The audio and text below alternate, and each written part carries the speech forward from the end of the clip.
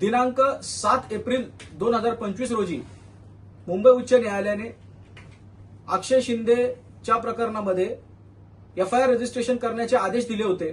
त्या आदेशामध्ये रिलक्टंट भूमिका पोलिसांची त्याच्यामध्ये नमूद केलेलं आहे की आडमुठ भूमिका घेतलेली आहे डे 1 पासून एफआयआर रजिस्ट्रेशन करण्याच्या संदर्भामध्ये. आणि इव्हन आडमुठ भूमिका एफआयआर रजिस्ट्रेशनचे आदेश 7 एप्रिलला झाल्यानंतर देखील अजूनही ती आडमुठ भूमिका आहे पोलिसांची, हे आजच्या सकाळच्या सुनावणीवरून स्पष्ट दिसून येते. याच्यामध्ये जर आपण पाहिलं, एफआयआर दाखल करणं हे मॅन्डेटरी आहे ललिता कुमारीच्या गाईडलाईन प्रमाणे. सुप्रीम कोर्टाच्या लार्जर बेंच जजमेंट असताना देखील जर एफआयआर दाखल केला जात नाही, म्हणजे न्यायालयाच्या आदेशाला हे पोलीस अधिकारी मान सन्मान देतील की नाही.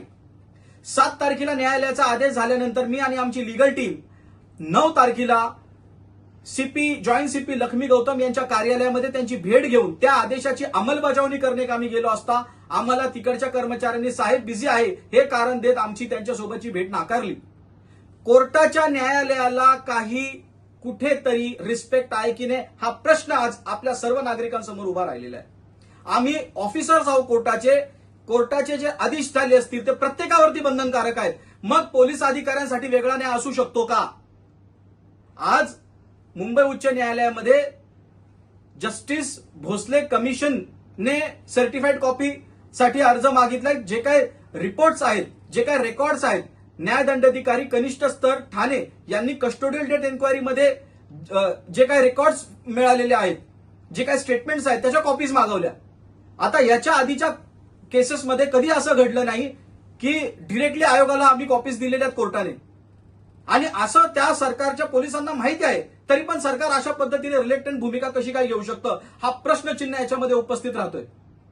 जर त्याच्यामध्ये नियम कायदा असा आहे की पोलिसांनी तपास केल्याच्या नंतर तपास अधिकारी ठरवणार की आयोगाला कोणता रिपोर्ट द्यायचा, काय द्यायचा, की सेशन्स कोर्टामध्ये द्यायचा.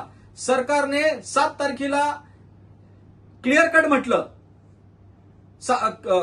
सबमिशन केलं कोर्टासमोर अमित देसाईंनी की आम्हाला एक्सटेन्शन द्या सुप्रीम कोर्टापर्यंत जाण्यासाठी. कोर्टाने ते एक्सटेन्शन नाकारले, आदेशात आहेत. 9 तारखेला सुप्रीम कोर्टात गेलेले डायरी नंबर पडला, अजूनपर्यंत त्यांचं मॅटर लिस्ट झालेलं नाहीये. आज आहे 7 तारखेचा आदेश, आज आहे 25 तारीख.